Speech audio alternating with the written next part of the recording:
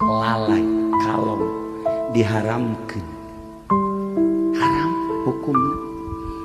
Setelah diharamkan teh aya hikmah, tetapi dibunuh maulah.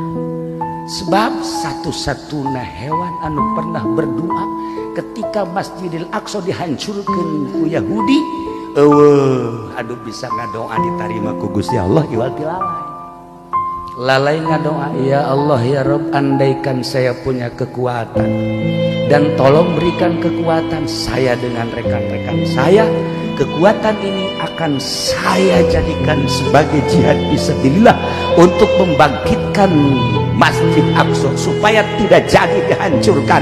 Tolong ya Allah, berikan saya kekuatan, gunung supaya bisa dicabut ku kaula, laut supaya bisa diarahkan saina ku kaula, jangan hantem Yahudi nu nyaho kecuali hanya para aulia-aulia Allah. Doa lalai.